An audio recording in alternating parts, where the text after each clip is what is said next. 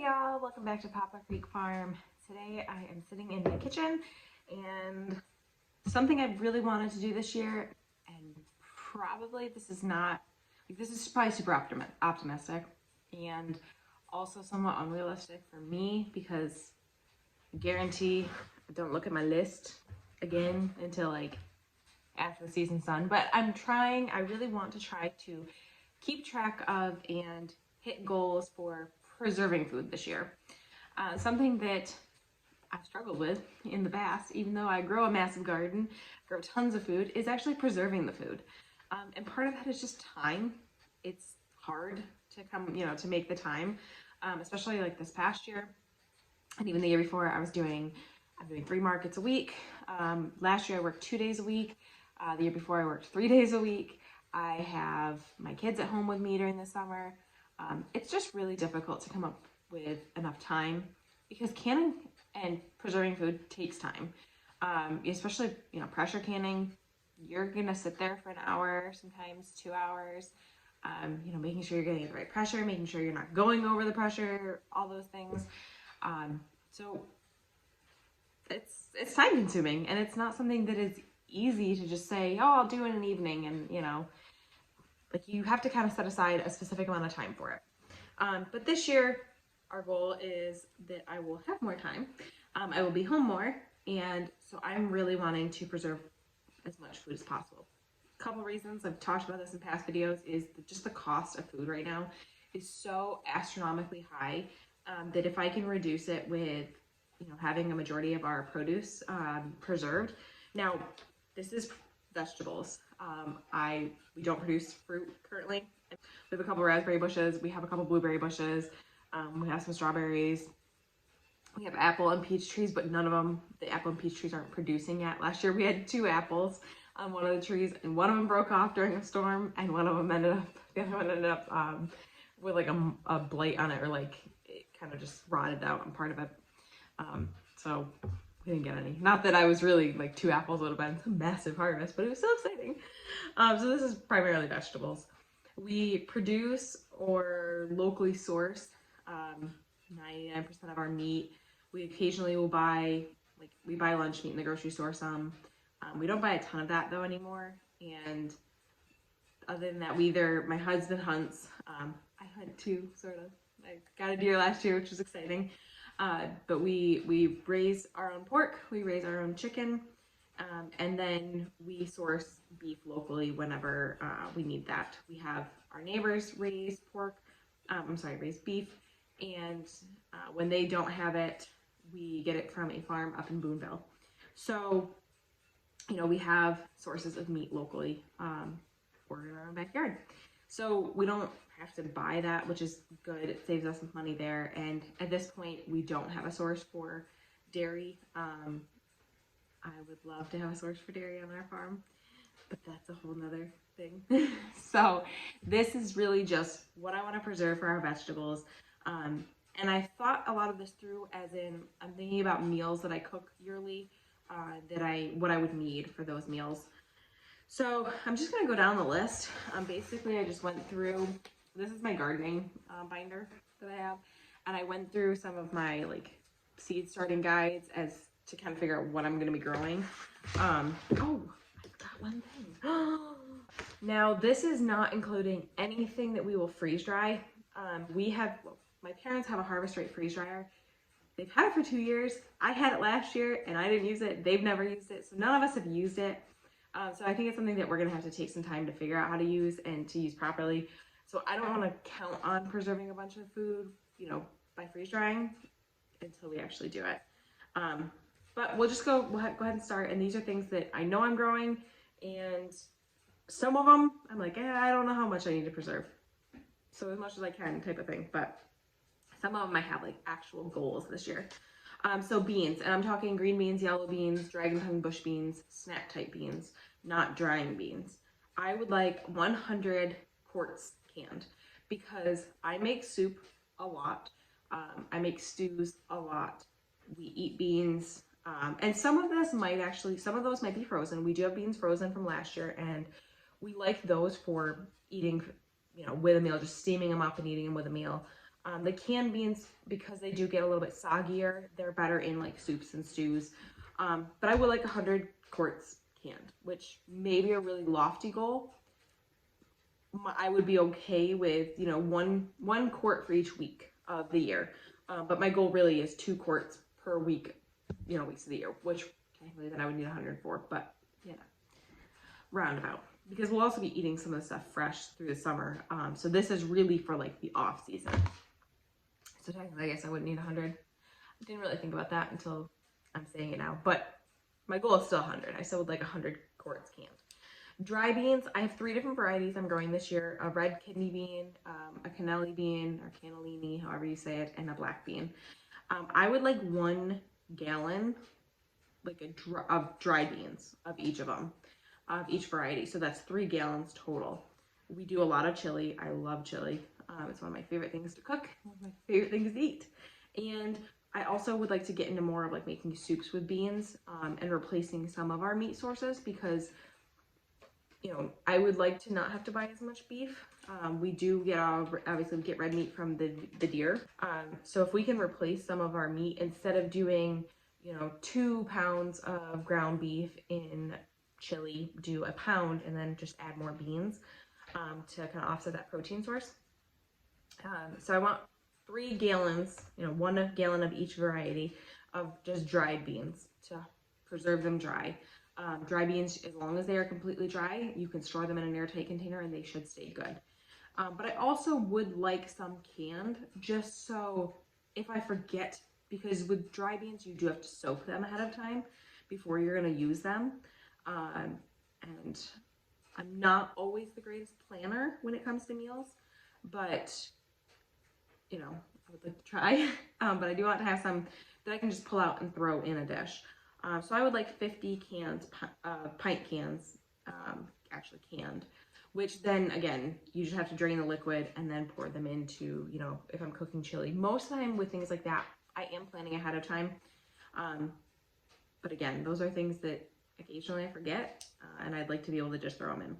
Or just throw them onto, we do a lot of, one of the things I love is 3-bean salad, which is green beans, yellow beans, and kidney beans, and you just throw it together, don't cook it.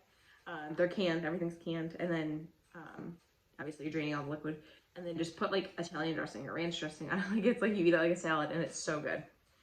Something I had never eaten until I started dating my husband. Beets, I'd like 15 pints canned. I'm more of the beet person. I like beets. I like roasting them. I will eat them quite a bit, but I don't know that my family really does. So 15 pints should be plenty. I don't even know if I'll get 15 total, maybe like 10. But I always go a little extra. Onions, we are we have 3 varieties that we're growing. We're growing a white, a red, and a yellow. And I want 50 of each preserved. So we need to make sure that we're curing them better, or if we're not going to cure them, or if we know that they're not going to store super well. Our yellow onions this past year did not store well at all. They sprouted very quickly. So going ahead and peeling them and chopping them and putting them in the freezer is a way to preserve them. But I'd like 50 of each, just so I can throw them in meals. The chopped ones might be really nice just to like take out a cup and put it in whatever I'm cooking. Carrots, which this is probably a lot of my goals are lofty. Let's just be real. That's just who I am. I'd like 100 quarts canned, because again, soups, stews, I like to throw them in things. I like to do like the caramelized carrots, where you just do some butter and brown sugar, glazed is what we always call them, glazed carrots, things like that, and just be able to have them easily ready to go. Cabbages, I'd like 5 heads of cabbage preserved. I'm thinking I'm probably just going to freeze them. I know you can store them in like a root cellar. We don't have an actual root cellar, although we do want to kind of block off an area that'll be meant to stay cooler. But I don't know a lot about preserving things by just putting them in root cellars. And I don't want them to just go bad. So I will probably chop them up and freeze them. We use them a lot in galumpkies. We actually make it, so obviously if I'm chopping them, I can't like wrap up a galumpki, which is a pig in a blanket or a cabbage roll. all the different terms. We do what's called the lazy man's glumpies, and my aunt had this recipe, and I love it. It's actually just so much easier, and just it tastes the same as glumpies. So you chop up the cabbage, and normally I'll steam it, but if it's going in the freezer, if I blanch it or if I just freeze it, it'll probably be almost like it's been steamed a little bit. You do that. You do your ground beef and pork, rice, and sauce, and it's so good. And you just put it in a big pot, like or a big pan, all mixed together, and bake it. It's delicious. So I want 5 heads frozen for that purpose. Corn, I'd like 10 quarts canned or frozen, but that is the only way I'll probably get that is if I buy corn, because we are going to grow a bunch of sweet corn, but I'm not, like, we'll eat a lot of that fresh. We love sweet corn in the summer, so I don't want to say that we can't eat it fresh because I need to preserve it all. So I may need to go buy some from a local farm. I know a lot of farms locally that actually grow their own sweet corn and grow acres of it, so I can easily obtain, larger quantities. Broccoli, I like 2-gallon size bags frozen. We eat a lot of broccoli. We love broccoli.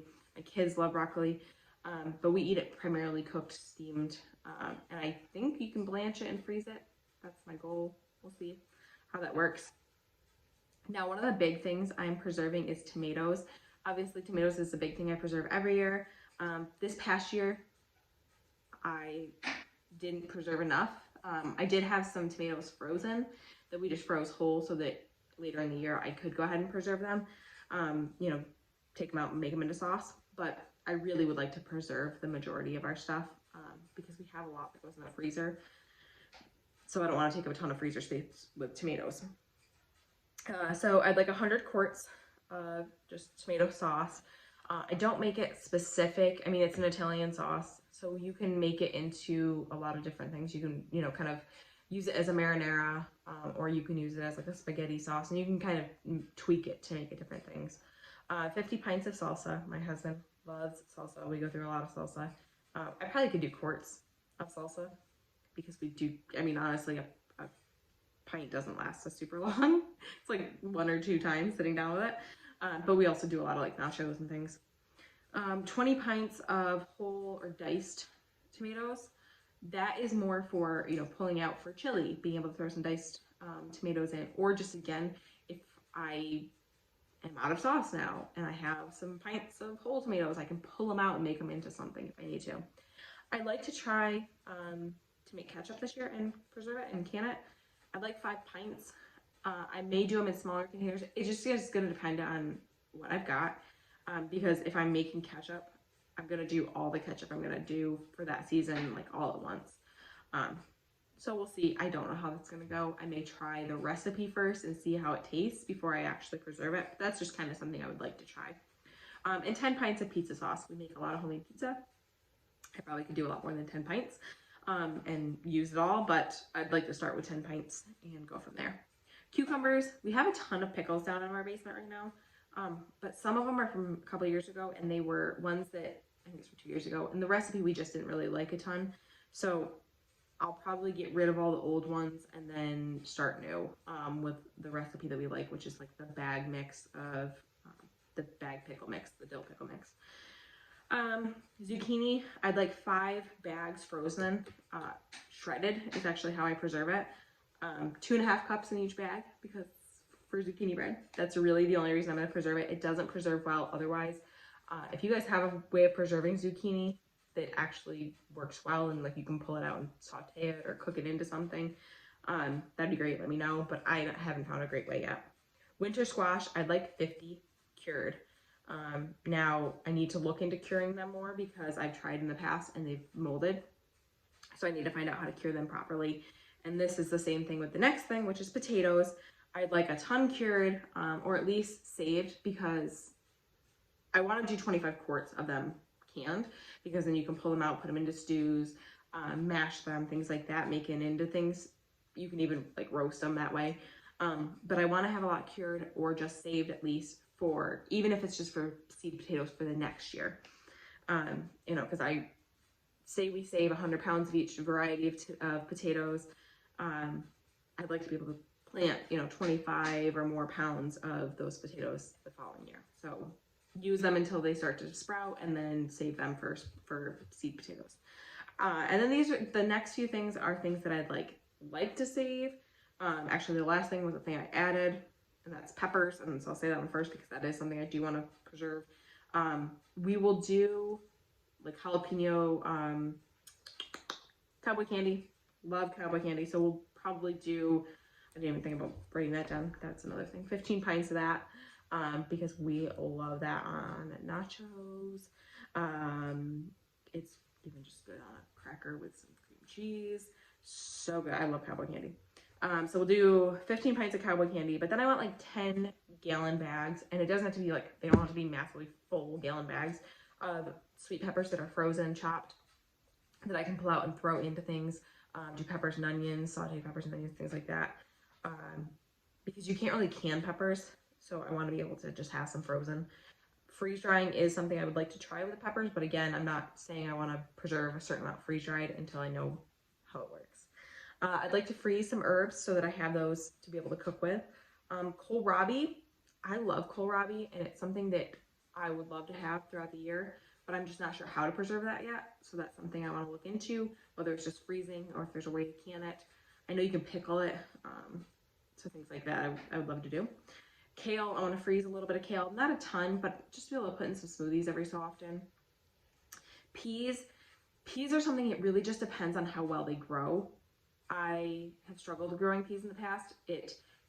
By the time they start to get to producing, then all of a sudden it's too hot. If I start them earlier, then they just take forever to get going, and same thing by the time they don't even really get to full size before it gets hot. So I've struggled. I'd like to keep trying. I love peas. My kids love snap peas. And being able to freeze some would be great to be able to throw in like a stir fry or something. And then okra. I know you can freeze okra. I like eating it fresh, but I also do like putting it into my cooking. I mean, I love the taste of okra, fried okra, things like that. So it just is going to depend on how well they do. I grew okra for the first time ever last year, and they were teeny tiny. The plants were like yay big, like really they were small, but they did produce a few, like 5 total, but hey, it was worth a shot. And I would like to try to do some more of that this year. So those are my preservation goals this year. I know this was a long video, but this is something that I really, really, really, really need and want to work towards. Again, these are some lofty goals, and I know that I might not hit all of them, but I'm going to do my best. And I would love to hear your goals for this year, what you guys want to preserve, what I'm missing on my list, or just what your thoughts are, what you guys think, how many cans you think you guys need. Thank you guys for joining me today. Remember, we're growing today for a better tomorrow. Please like and subscribe and join me on the next one.